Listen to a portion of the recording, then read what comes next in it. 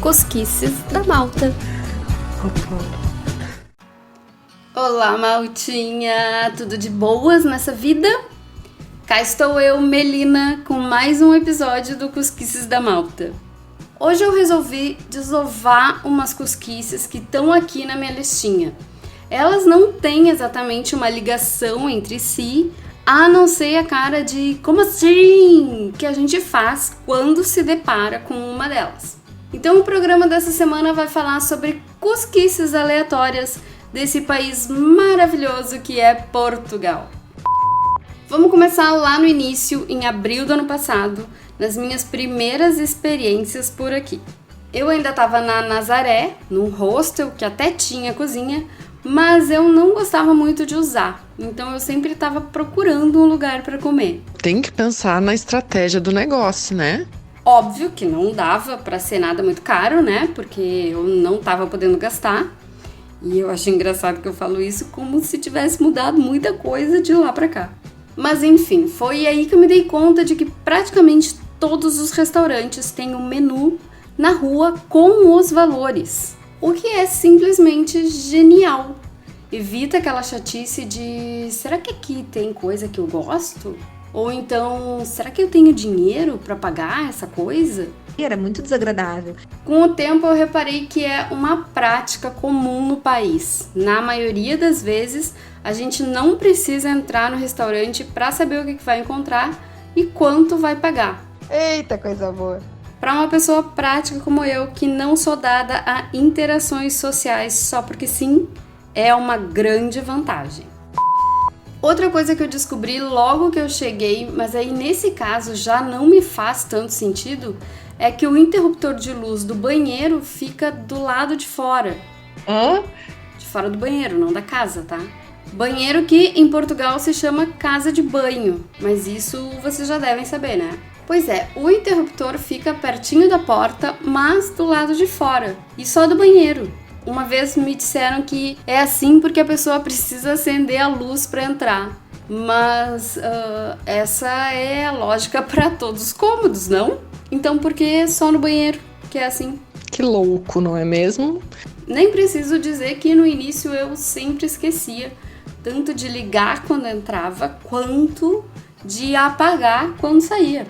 Não vou dizer que eu já tô 100% acostumada com isso, mas eu faço menos xixis no escuro atualmente.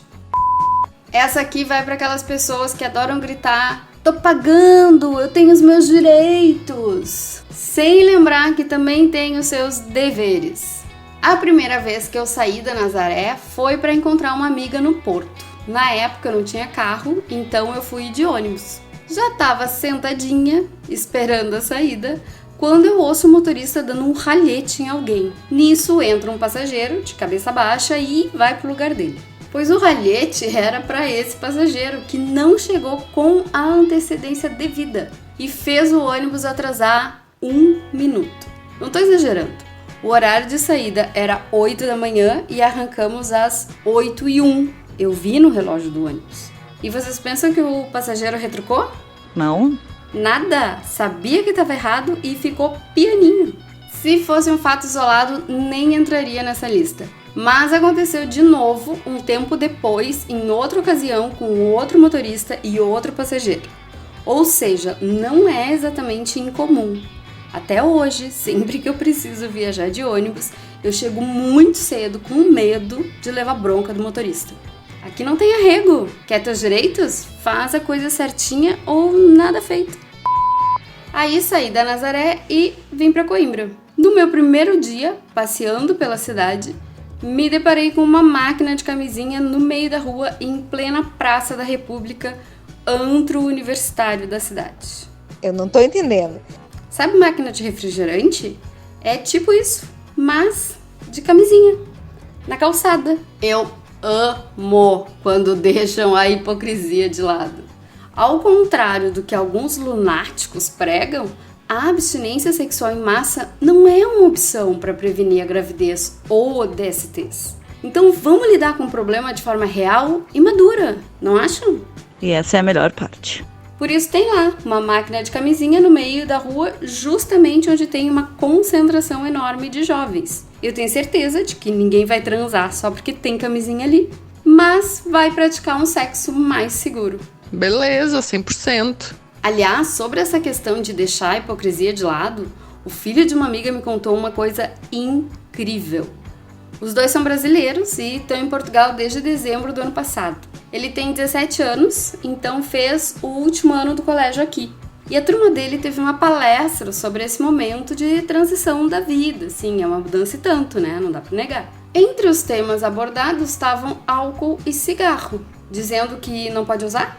Não, porque ninguém é trouxa e todo mundo sabe o que acontece. Mas deixando claro como agem, quais são os efeitos e ensinando a minimizar o estrago. Além de dizer como socorrer o coleguinha que se passou na bebida. Acho que é um exemplo, sabe?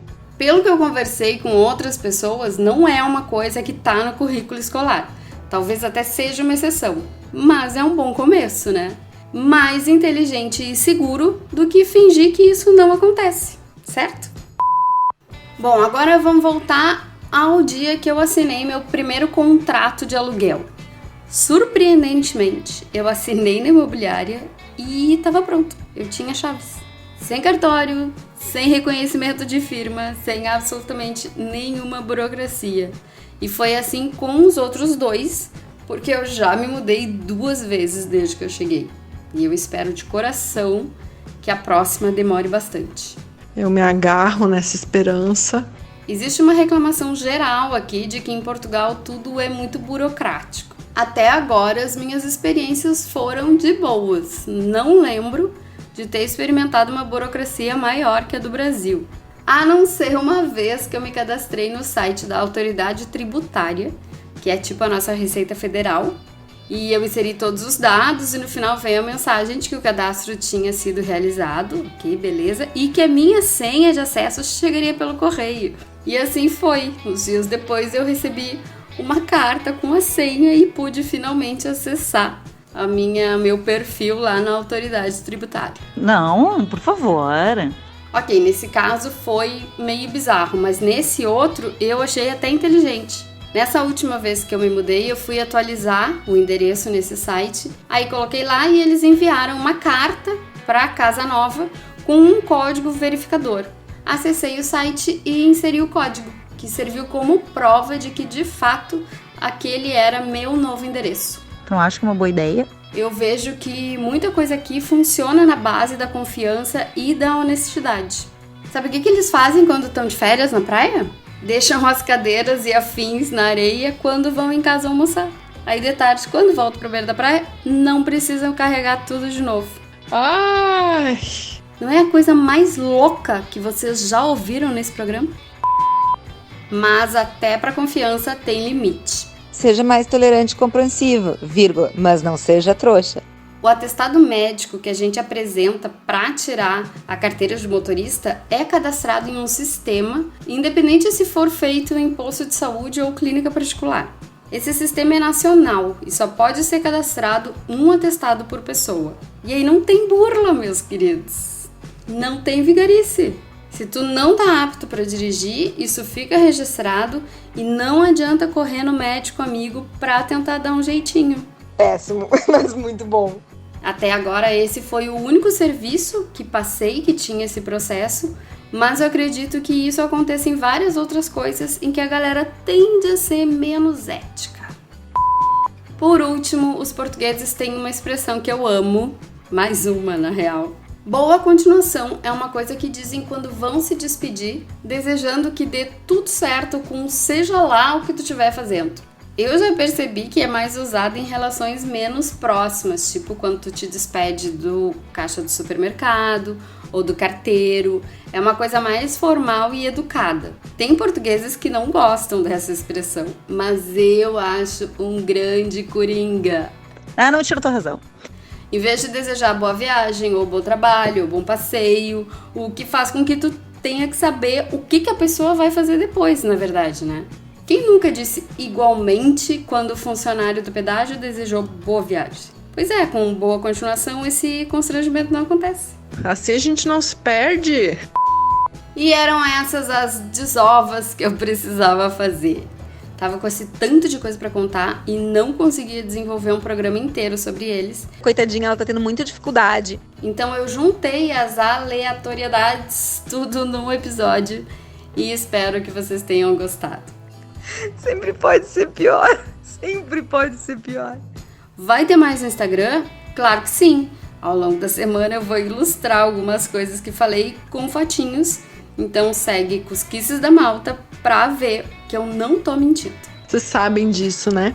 Um ótimo fim de semana pra vocês, que tenham todos uma boa continuação. E já sabem, nos ouvimos na semana que vem. Beijo!